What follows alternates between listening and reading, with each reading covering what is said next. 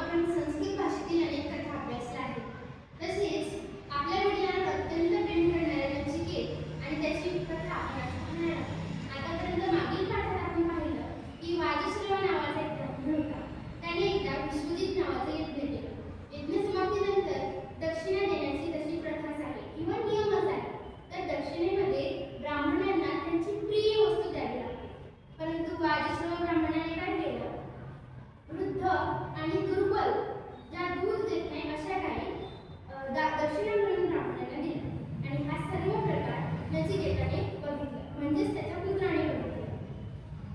तर आज आपण दशम पाठ पितृभक्त नचिकेता हा यातील पुढील भाग अभ्यासणार आहोत.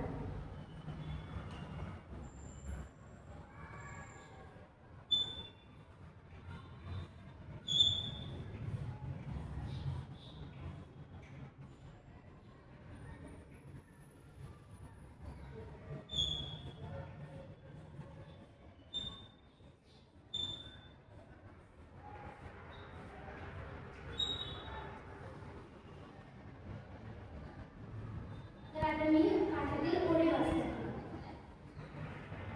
असमीचीन दानेन पिता मे नरकं गमिष्यति इति भीत्या सः पितरमपृच्छत् पितः किं तव अतीव प्रियं?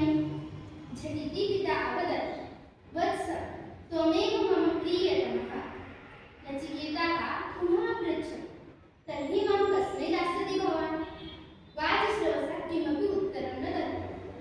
द्विवारं त्रिवारं नचिकेतसा तदेव पृष्टं. तदा क्रुद्धः भूत्वा पिता नचिकेतसम् अहं त्वां मृत्यवे ददामि इति अवदत्. तर विद्यार्थ्यांनो, मी तुम्हाला 2 मिनिट मौन वाचनासाठी वेळ देते आणि त्यानंतर तुम्हाला एका प्रश्नाचे उत्तर द्यायचे आहे.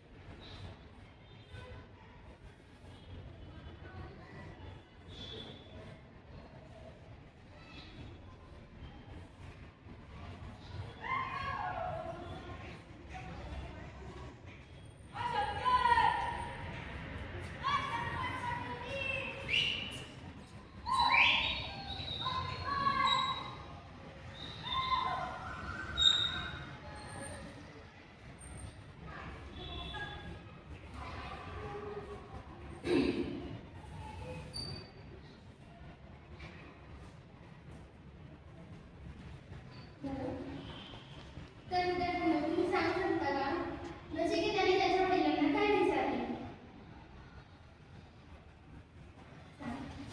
की तुमची सगळ्यात आवडती व्यक्ती कोण? बरोबर. आणखी एक प्रश्न विचारला मी सांगते. तर नचिकेताने वडिलांना विचारले किं तव अतीव प्रियं? आणि दुसरा प्रश्न तर्हि मां कस्मै दास्यति भवान्? तर आता आपण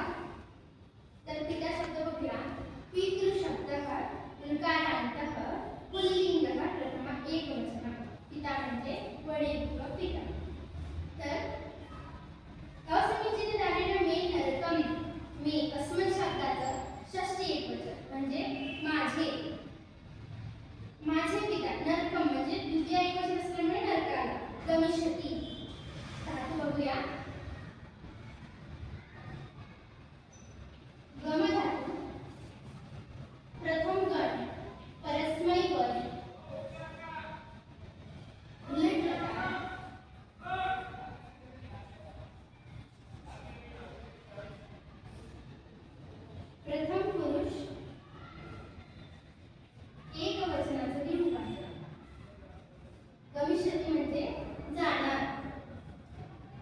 इति हा अव्यय. भीत्या भीत्या रूप बघूया आपण. भीती शब्द इकारांत स्त्रीलिंग तृतीया एकवचन. तृतीया एकवचन असल्यामुळे भीतीने. सह पितरम अपृच्छत. पिता शब्द बघितलाच आहे. पित्याला त्यांनी विचारले. अपृच्छत ना प्रच्छ धातू आहे. लग लकार भूतकाळामध्ये विचारले अशा अर्थात. तर अयोग्य दानाने पिता माझे पिता नरकाला जातील अशा भीतीने तो पित्याला विचारतो. पितः किं तव अतीव प्रियं. पितः हे संबोधन आहे म्हणजे हे पिता. किं सर्वनाम. तव सुद्धा सर्वनाम. अतीव